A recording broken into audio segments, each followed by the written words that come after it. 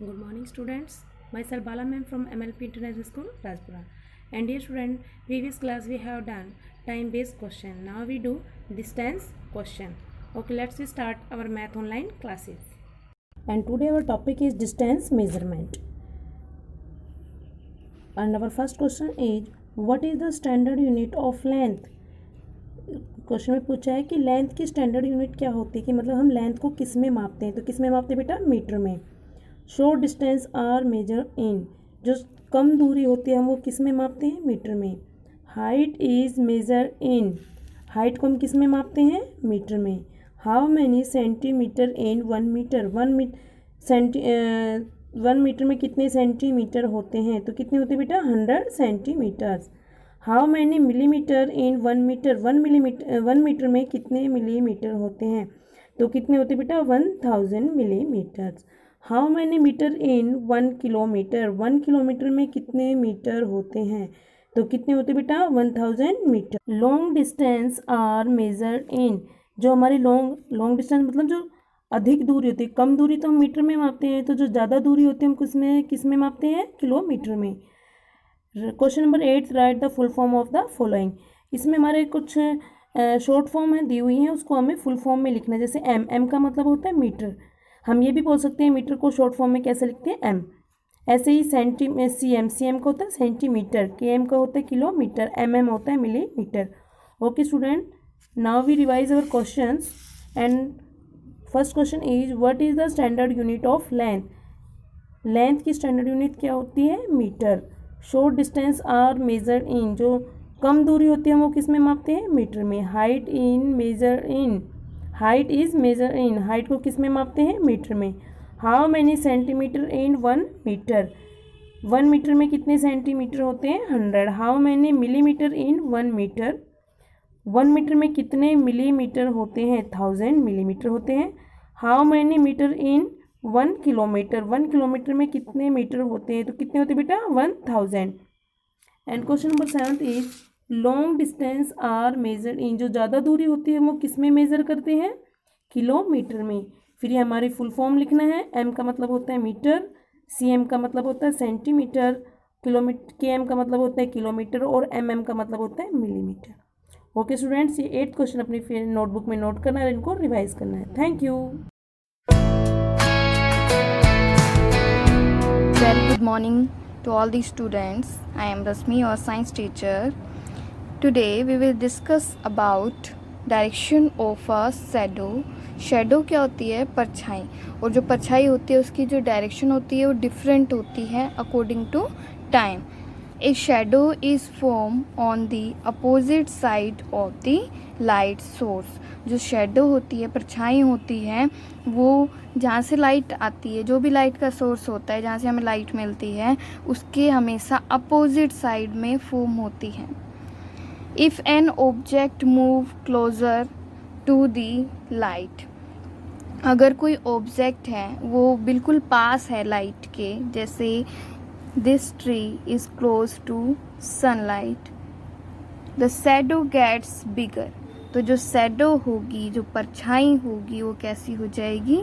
बड़ी हो जाएगी. जैसे ये ट्री है वो लाइट के सोर्स के बिल्कुल क्या है? नियर है, पास है, इसलिए जो शैडो होगी, इसकी जो परछाई होगी वो कैसी होगी? बड़ी होगी, बिगर होगी. और बिग तो होगी, और उसके साथ में ये किस टाइम में, टाइमिंग क्या है इसकी? मॉर्निंग टाइम में. मॉर्निंग टाइम में शैडो हमेशा कैसी होती है? बिग होती है. और कौन सी साइड में फॉर्म होती है? अगर आपसे कोई पूछे कि जो शैडो होती है वो हमेशा किस साइड में फॉर्म होती है, तो आप बताओगे shadow is form on the opposite side of light. Light की हमेशा कौन सी साइड फॉर्म होती है? Opposite side. If an object is moved further away from the light, the shadow gets smaller. ये कह रहा है कि जो अगर ऑब्जेक्ट है वो क्या हो जाता है? लाइट के सोर्स से दूर हो जाता है, तो क्या होगी? शैडो स्मॉलर हो जाएगी. इसमें क्या है? जो ट्री है वो लाइट के सोर्स से क्या है? दूर है, जो सन है वो ट्री से दूर हो गया, इसलिए जो शैडो है वो कैसी हो गई, स्मॉल हो गई है, छोटी हो गई है। और ये टाइमिंग क्या है, आफ्टरनून में, मिड डे में आपकी शैडो कैसी होती है, स्मॉलेस्ट हो जाती है, छोटी हो जाती है। आप देख भी सकते हो इसको, एक्सपेरिमेंट भी कर सकते हो इस पर, आप धूप में जाके देख सकते हो। अगर आप दोपहर में जाते हो तो आपकी शैडो कैसी होती है, स्मॉल। अगर आप मॉर्निंग में अपनी शैडो देखते हो तो आपकी शैडो कैसी होगी, बिग होगी। The sun is a natural light source, जो सन है वो नेचुरल लाइट सोर्स है, प्राकृतिक सोर्स है, जिससे हमें क्या मिलती है, लाइट मिलती है। The sun makes the longest shadow at the beginning, जो सन है वो मॉर्निंग में, बिगनिंग में क्या बनाता है, लार्जेस्ट शैडो बनाता है, बड़ी शैडो बनाता है। एंड ऑफ द डे, जो दिन का अंत होता है उसमें भी कैसी शैडो फॉर्म होती है, largest. Okay, of the day it cast the shortest shadow at mid day. और लेकिन ये शॉर्टेस्ट शैडो कब कास्ट करता है, कब बनाता है, मिड डे में, आफ्टरनून में। तो आप ये लर्न करोगे कि जो शैडो होती है मॉर्निंग और इवनिंग में कैसी होती है, लॉन्ग होती है। बट जो मिड डे होता है, आफ्टरनून होता है, उसमें शैडो कैसी होती है, शॉर्टेस्ट होती है। Thank you students, have a nice day.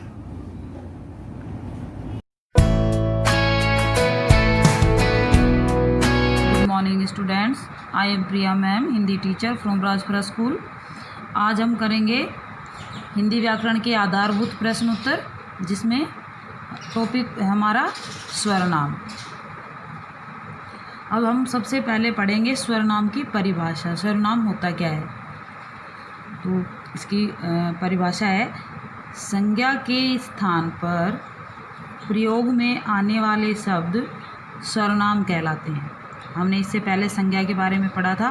कोई भी नेमिंग वर्ड, वस्तु, स्थान या किसी व्यक्ति का नाम या भाव का नाम संज्ञा होता है, और संज्ञा के स्थान पर जो शब्द प्रयोग में होते हैं वो स्वरनाम कहलाते हैं।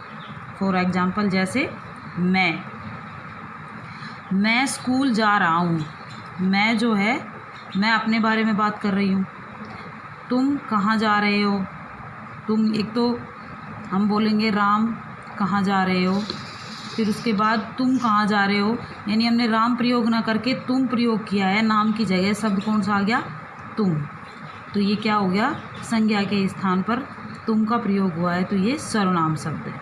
सर्वनाम शब्द बहुत सारे होते हैं, मैं, तुम, वह, आप, तुम्हारा, उसका, उसके, ये सारे कौन से शब्द हैं, सर्वनाम शब्द। अब उसके बाद है सर्वनाम के भेद।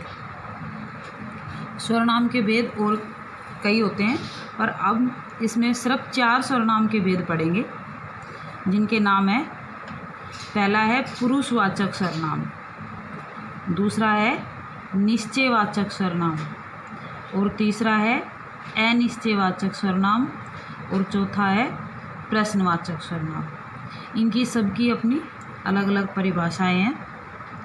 पुरुषवाचक सर्वनाम, जिसमें खुद के बारे में बात हो, किसी दूसरे के बारे में बात हो, या कोई और थर्ड पर्सन के बारे में बात हो, तो वो होता है पुरुषवाचक सर्वनाम, जिसमें मैं आए, तुम आए, आप आए, वह आए, ये सारे क्या होते हैं, पुरुषवाचक सर्वनाम।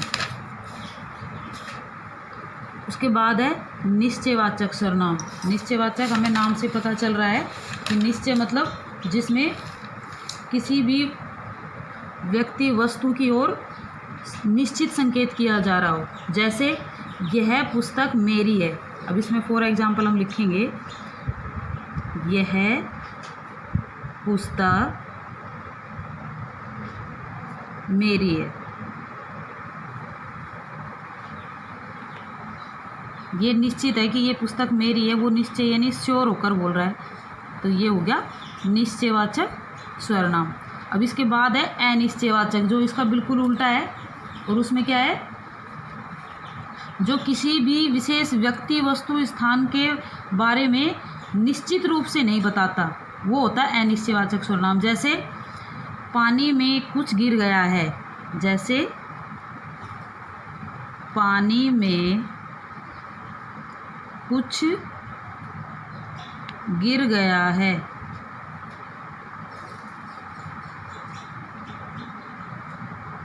अब इसमें निश्चित तौर से नहीं बताया गया कि पानी में क्या गिरा है, कुछ गिरा है। कुछ में तो बहुत सारी चीज़ें होती है, कोई कंकड़ गिरा है, कोई मक्खी गिरी है, या कोई और तिनका डला है, तो मतलब निश्चित नहीं है कि क्या है इसमें। अब प्रश्नवाचक सर्वनाम। प्रश्नवाचक चिन्ह में, प्रश्नवाचक सर्वनाम में जैसे नाम से पता चल रहा है, जिसमें प्रश्न पूछा जाता हो, किसी भी व्यक्ति के बारे में, वस्तु के बारे में प्रश्न पूछने के लिए हम इस वाले सर्वनाम का प्रयोग करते हैं। जैसे राम के घर कौन आया, जैसे राम के घर कौन आया, तो ये आपसे पूछ रहा है, इसमें प्रश्न पूछा गया है कौन आया, तो ये कौन सा सर्वनाम हो गया, प्रश्नवाचक सर्वनाम। अब हम एक बार फिर दोबारा से एक बार रिवाइज करते हैं। आज हमने पढ़ा सर्वनाम के बारे में और इसकी परिभाषा और इसके भेद। इसकी परिभाषा है, संज्ञा के स्थान पर प्रयोग में आने वाले शब्द सर्वनाम कहलाते हैं। जैसे कोई भी वाक्य होता है, मैं स्कूल जाता हूँ, मैं स्कूल जाता हूँ। अब अगला है तुम आज आए हो,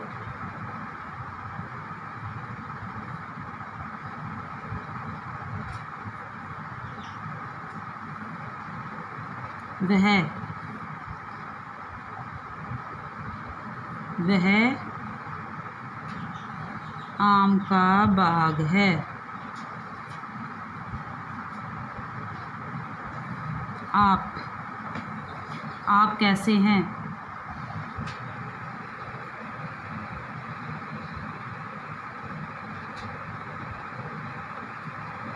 और उसके बाद सर्वनाम के भेद। जैसा मैंने बताया, इसमें हम सिर्फ 4 सर्वनाम के भेद के बारे में बात कर रहे हैं। पहला है पुरुषवाचक सर्वनाम, दूसरा निश्चयवाचक सर्वनाम, तीसरा अनिश्चयवाचक सर्वनाम और चौथा है प्रश्नवाचक सर्वनाम। धन्यवाद।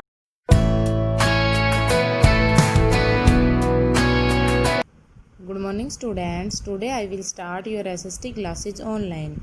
Students, in our previous video we have discussed about 15 states with their capitals with the help of this map. Students, today we will discuss about other 5 states our country with the help of this map. Let's start. जो हमारा 16th state है तेलंगाना, उसकी capital क्या है, Hyderabad. 17th है आंध्र प्रदेश, आंध्र प्रदेश की capital भी क्या है, हैदराबाद। 18th है कर्नाटका, कर्नाटका की कैपिटल है बेंगलुरु। 19th है केरला, केरला की कैपिटल है तिरुवनंतपुरम। 20 है हमारा जो स्टेट है 20, वो है तमिलनाडु, तमिलनाडु की कैपिटल क्या है, चेन्नई। डियर स्टूडेंट्स, इन सभी 5 जो स्टेट्स हैं इनको हम अपने मैप में फिल करते हैं। Let's start. स्टूडेंट्स, हमारा जो 16th स्टेट है वो यहाँ पे है। 16th नंबर स्टेट है तेलंगाना।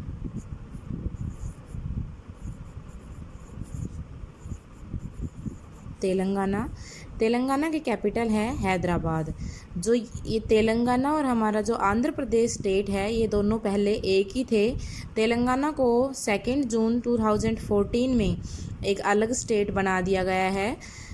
कई मैप में ये तेलंगाना और आंध्र प्रदेश की जो लोकेशन है वो एक साथ ही दिखाई हुई है। जैसे मैंने अभी ये लाइन ड्रॉ की है यहाँ पर, ये हमने तेलंगाना स्टेट को अलग किया है क्योंकि ये 2 जून 2014 यानी कि 2014 को अलग हुआ है तेलंगाना। तेलंगाना की कैपिटल क्या है, हैदराबाद। तेलंगाना जो स्टेट है ये चारों ओर से कौन कौन से स्टेट से घिरा हुआ है, इधर महाराष्ट्र इसके नॉर्थ वेस्ट में, और वेस्ट साइड में इसके कर्नाटका, इधर छत्तीसगढ़, नॉर्थ ईस्ट में छत्तीसगढ़, और ईस्ट में इसके आंध्र प्रदेश स्टेट पड़ता है साउथ ईस्ट में। तो ये जो तेलंगाना है ये पहले आंध्र प्रदेश का ही एक पार्ट था। 17th जो हमारा स्टेट है वो यहाँ है आंध्र प्रदेश।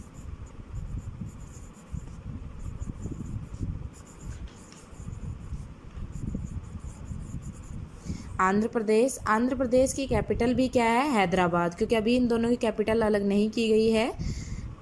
तेलंगाना की कैपिटल भी हैदराबाद ही है और आंध्र प्रदेश की कैपिटल भी हैदराबाद ही है। आंध्र प्रदेश के ईस्ट में जो बे ऑफ बंगाल है वो स्थित है, लोकेटेड है। उसके बाद हमारा जो 18th स्टेट है वो कौन सा है? कर्नाटका। 18th यहाँ पे जो स्टेट है यानी कि आंध्र प्रदेश के वेस्ट में जो स्टेट है वो कौन सा है? कर्नाटका।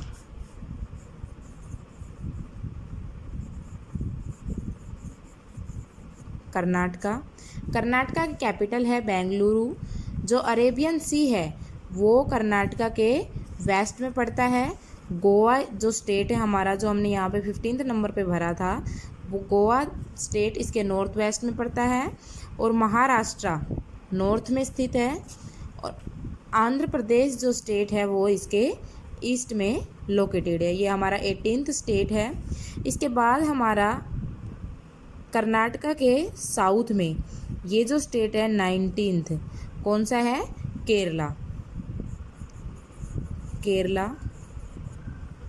केरला की कैपिटल है तिरुवनंतपुरम। इसको लैंड ऑफ कोकोनट ट्रीज भी कहा जाता है। केरला को लैंड ऑफ कोकोनट ट्रीज भी कहा जाता है। जो हमारा 20th स्टेट है, 20 नंबर जो स्टेट है हमारा, वो है तमिलनाडु। इसको साउथर्न मोस्ट स्टेट भी कहा जाता है इंडिया का, यानी कि इंडिया के बिल्कुल जो साउथ में जो स्टेट स्थित है वो कौन सा है? तमिलनाडु। तमिलनाडु की कैपिटल है वो है चेन्नई। और ये बहुत ज़्यादा क्लोज है किसके? श्रीलंका के, क्योंकि इसके बाद हमारा जो नेक्स्ट कंट्री है श्रीलंका वो यहाँ पर लोकेटेड है। तो तमिलनाडु जो स्टेट है हमारा वो श्रीलंका के बहुत क्लोज स्थित है और इसको साउथर्न मोस्ट स्टेट भी कहा जाता है इंडिया का। डियर स्टूडेंट्स, हमने 5 स्टेट्स को फिल किया। 16 नंबर हमारा स्टेट है तेलंगाना। तेलंगाना की कैपिटल क्या है? हैदराबाद। और तेलंगाना को आंध्र प्रदेश से कब अलग किया गया है? 2 जून 2014 को। इसीलिए इन दोनों स्टेट्स की कैपिटल भी सेम ही है। तेलंगाना और आंध्र प्रदेश कैपिटल क्या है? हैदराबाद। फिर हमारा 18th स्टेट है कर्नाटका। कर्नाटका की कैपिटल क्या है? बेंगलुरु। 19th हमारा स्टेट है केरला। केरला की कैपिटल है तिरुवनंतपुरम। 20th हमारा स्टेट है तमिलनाडु। तमिलनाडु की कैपिटल क्या है? चेन्नई। और तमिलनाडु को साउथर्न मोस्ट स्टेट भी कहा जाता है इंडिया का। Thank you students, I hope you understand in these states and their capital. Student, I am Simran ma'am, your English teacher. In previous class, we have done the verb and its kinds. Now in this class, we will start our English grammar topic, tense of verb, continuous and indefinite tenses. तो first है हमारा देखिए define tense. Tense क्या होता है? तो tense होता है, tense denotes the time of action. Tense क्या डिनोट्स करता है? किस टाइम पे क्या एक्शन हो रहा है वो डिनोट्स करता है। Types of tenses. टेंसेस के कितने टाइप्स होते हैं? तो 3 टाइप्स होते हैं टेंस के हमारे। फर्स्ट है हमारा present tense, second past tense and third future tense. Again each of them has 4 parts. और इन तीनों के कितने पार्ट्स होते हैं? 4 पार्ट्स होते हैं। तो कौन कौन से पार्ट्स होते हैं? फर्स्ट है इंडेफिनिट कंटिन्यूस, थर्ड है परफेक्ट एंड फोर्थ है परफेक्ट कंटिन्यूस। सबके प्रेजेंट के भी यही होंगे, present indefinite, present continuous, present perfect and present perfect continuous. Past के भी past indefinite, past continuous, past perfect and past perfect continuous. And future tense के भी ऐसे ही होंगे। तो फर्स्ट देखिए present continuous tense. Present continuous tense इसके 3 टाइप्स के हमारे जो सेंटेंसेस होते हैं वो मेक होते हैं। तो फर्स्ट है हमारा अफर्मेटिव, यानी सिंपल से सेंटेंस होते हैं। I am going to the market, मैं मार्केट जा रही हूँ। एम है इज़ एम आर, जो हेल्पिंग वर्ब होती है बेटा किस में यूज़ की जाती है? प्रेजेंट कंटिन्यूस टेंस में यूज़ की जाती है। ठीक है, तो ये हमारा कौन सा टेंस है? ये हमारा कौन सा सेंटेंस है? अफर्मेटिव। नेगेटिव में देखिए he is not going to the market. Negative में क्या लग जाता है, नॉट लग जाता है, ठीक है। थर्ड देखिए interrogative, interrogative are they going to the market, क्या तुम मार्केट जा रहे हो, तो इसमें क्या होगा, क्वेश्चन मार्क हो गया, क्वेश्चन मार्किंग है तो हमारा हेल्पिंग वर्ब क्या आ जाता है, सब्जेक्ट से पहले आ जाता है क्वेश्चन मार्क में। स्ट्रक्चर ऑफ सेंटेंस, ये सेंटेंस कैसे मेक किए जाते हैं, देखो subject plus is am are, helping verb है हमारी plus base form, base form होती है हमारी फर्स्ट फॉर्म होती है प्लस आईएनजी, इसके साथ हम क्या कर देते हैं, आईएनजी ऐड कर देते हैं। नेक्स्ट है past continuous tense, past continuous tense की, पास्ट कंटिन्यूस टेंस में भी 3 सेंटेंसेस मेक होते हैं। फर्स्ट है हमारा affirmative, I was making a pot, मैंने क्या बनाया, एक पॉट बनाया। फिर है बी, देखो नेगेटिव, नेगेटिव में he was not making a pot, मैंने एक पॉट नहीं बनाया था। और फिर है सी इंटेरोगेटिव, इंटेरोगेटिव में are they making a pot, बेटा नहीं आर नहीं वर आएगा, क्या आएगा, वर दे मेकिंग ए पॉट। इसमें भी क्या हो गया, हमारे इंटेरोगेटिव सेंटेंस बनाने में जो हेल्पिंग वर्ब है वो आगे होगी और सब्जेक्ट पीछे, मतलब सब्जेक्ट से आगे हेल्पिंग वर्ब यूज़ होती है। सेंटेंस स्ट्रक्चर, इसका सेंटेंस का स्ट्रक्चर क्या होगा, subject plus was verb plus base form plus ING, subject फिर वाज वर्ब जो हेल्पिंग वर्ब है, फिर बेस फॉर्म यानी फर्स्ट फॉर्म प्लस आईएनजी हो। फिर थर्ड है हमारा future continuous tense, future continuous tense में भी 3 फॉर्म होते थे, 3 सेंटेंसेस होते हैं। अफर्मेटिव, अफर्मेटिव देखिए I shall be making a pot. फिर है नेगेटिव, नेगेटिव देखिए he will not be making a pot, वही ये सेम में नॉट लग जाएगा, ये हमारी क्या है शैल बी, और नॉट भी क्या है हमारी हेल्पिंग वर्ब है। सी हमारा इंटेरोगेटिव, इंटेरोगेटिव में क्या हो जाएगा, will they B making a pot, इसमें ये है कि नॉट है, विल जैसे हम सिंपल सेंटेंसेस मेक करते हैं तो उसमें क्या होता है, शैल भी एक साथ आते हैं, लेकिन अगर हमने नेगेटिव या इंटेरोगेटिव सेंटेंस मेक किया है तो विल, फिर हमारा जो भी है नॉट या नॉट कोई भी वर्ड होता है वो लिखते हैं और फिर हम क्या करते हैं, बी यूज़ करते हैं। इसमें भी ऐसे ही विल फिर सब्जेक्ट और फिर be making a pot, clear है। फिर है इसका स्ट्रक्चर ऑफ सेंटेंसेस, इसका सेंटेंस का स्ट्रक्चर क्या है, subject plus shall will plus be plus base form plus ING, subject होगा ये हमारी हेल्पिंग वर्ब है, ये बेस फॉर्म यानी फर्स्ट फॉर्म प्लस आईएनजी। फिर है हमारा present indefinite tense, present continuous tense complete हो गई। अब प्रेजेंट इंडेफिनिट टेंस देखो, सिंगुलर फॉर्म में अफर्मेटिव है ही राइट्स एन ऐसे, इसमें एस या ई एस का यूज़ होता है। सिंगुलर्स में क्या, सिंगुलर्स जो हमारी फॉर्म्स होती हैं, सब्जेक्ट्स होते हैं, उसमें क्या हम एस या ई एस का यूज़ करते हैं, और प्लूरल में हम एस और एस का यूज़ नहीं करते। नेगेटिव देखो he does not write an essay, क्या हो जाएगा, ये हमारी हेल्पिंग वर्ब है, नॉट यूज़ किया है हमने। ई एस, सिंगुलर्स में क्या यूज़ करते हैं, ई एस। फिर है हमारा interrogative, does he write an essay, इसमें क्या है हमारा, जो हमारी हेल्पिंग वर्ब है वो आगे और हमारा सब्जेक्ट क्या है पीछे। स्ट्रक्चर ऑफ सेंटेंसेस, इस सेंटेंस का स्ट्रक्चर क्या है, subject plus base form plus S या ई एस प्लस ऑब्जेक्ट जो भी हमारा होता है। फिर है इसकी प्लूरल फॉर्म्स देखिए, affirmative they write an essay, इसमें एस या एस यूज़ नहीं करते हम। नेगेटिव देखिए they do not write an essay, ठीक है, इसमें हम ई एस और एस का यूज़ नहीं करते। एस और ई एस का यूज़ ओनली सिंगुलर्स फॉर्म जो होती हैं उनमें यूज़ किया जाता है। Interrogative do they write an essay, क्या तुम एक ऐसे लिखते हो, क्लियर है। फिर है थर्ड हमारा past indefinite tense, past indefinite tense की भी 3 फॉर्म है। Affirmative he wrote an essay, wrote write की सेकंड फॉर्म होती है रोट, ठीक है। Negative he did not write an essay, did के साथ हम कभी भी सेकंड फॉर्म का यूज़ नहीं करेंगे। इंटेरोगेटिव मेक करते भी हम डिड के साथ हमेशा फर्स्ट फॉर्म यूज़ होती है, सेकंड फॉर्म यूज़ नहीं होती। इसका स्ट्रक्चर देखो, structure of sentences, singular and plural दोनों की फेम में पास्ट फॉर्म जो होती है वही यूज़ की जाती है। इसका क्या स्ट्रक्चर क्या होता है, सब्जेक्ट प्लस वर्ब की सेकंड फॉर्म प्लस ऑब्जेक्ट, और हेल्पिंग वर्ब क्या यूज़ की जाती है, डिड। नेगेटिव और इंटेरोगेटिव सेंटेंसेस में इसकी हेल्पिंग वर्ब यूज़ होती है। लास्ट है हमारा future indefinite tense, future indefinite tense क्या होता है? इसके भी तीन सेंटेंसेस में क्या, affirmative, I shall write an essay. Shall और विल इसकी क्या होती है, हेल्पिंग वर्ब होती है। फिर है negative, you will not write an essay. फिर थर्ड है हमारा इंटरोगेटिव, इंटरोगेटिव में क्या है, will they write an essay, क्या तुम एक ऐसे लिखोगे, मतलब ये क्या है, हमारी हेल्पिंग वर्ब हमने आगे की है। फिर देखिए अब इसका structure of sentence, subject plus in first person. First person में हम शैल प्लस बेस फॉर्म यूज़ करते हैं ओनली फर्स्ट पर्सन में, और सब्जेक्ट प्लस इन सेकंड और थर्ड पर्सन। सेकंड और थर्ड पर्सन में हम विल का यूज़ करते हैं प्लस बेस फॉर्म, यानी बेस फॉर्म होती है हमारी फर्स्ट फॉर्म। आज का टॉपिक यहीं ख़त्म होता है and thank you. Hello students, a very healthy good morning to all of you. Today we will do the practice of cursive writing. So let's start. Firstly we will do joining A to Z letters. So see here, A,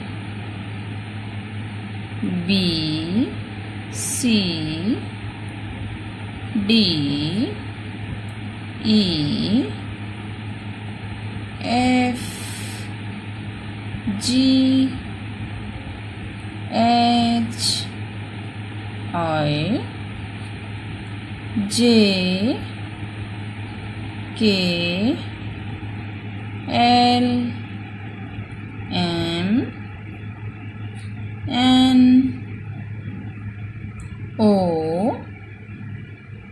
P, Q, R, S, T, U, V, W, X, Y, Z. So students, these are the lines of alphabet letters, and now we will start a story to write in cursive writing.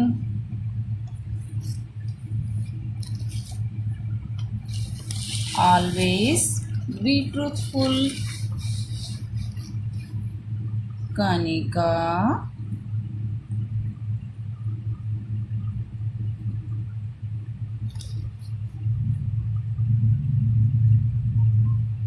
was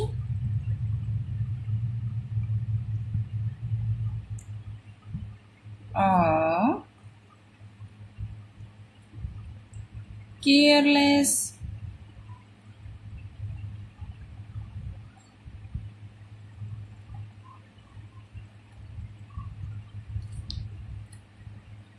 girl.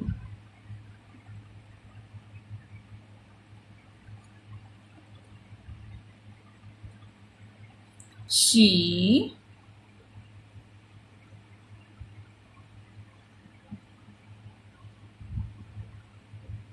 always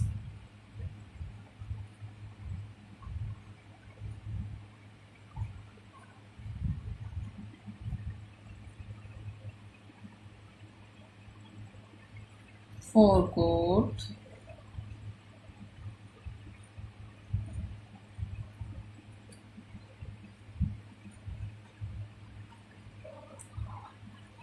about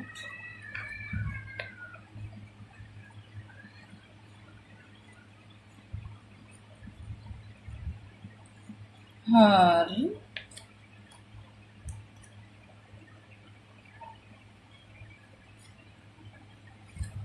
work.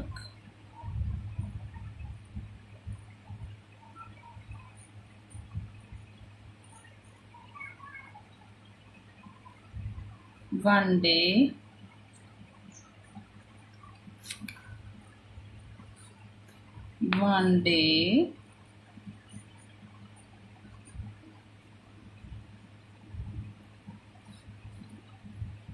Kanika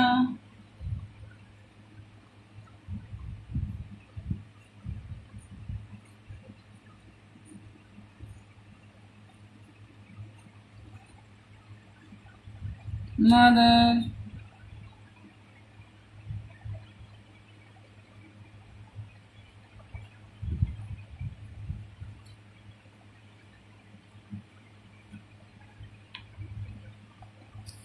asked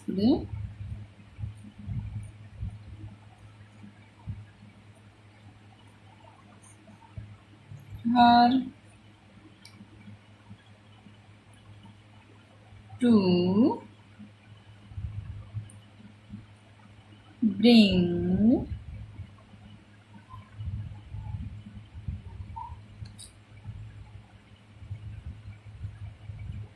milk.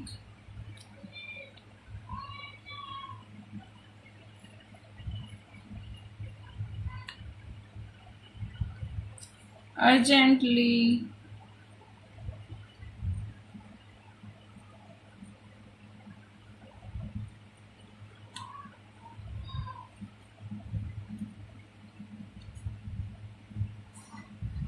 From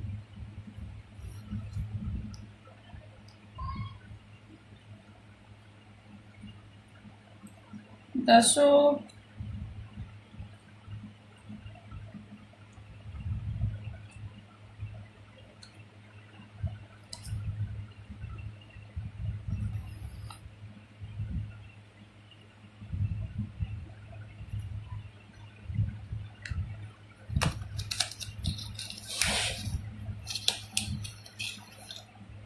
She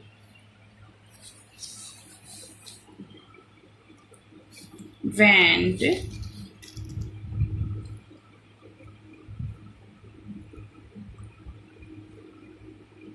to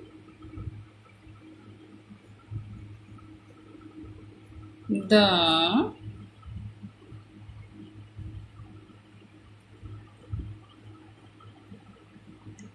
dairy. DAIRY.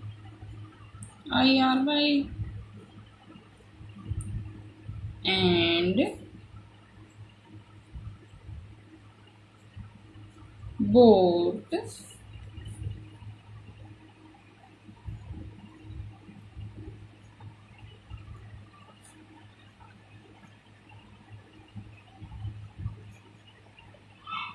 the milk. Bought the milk.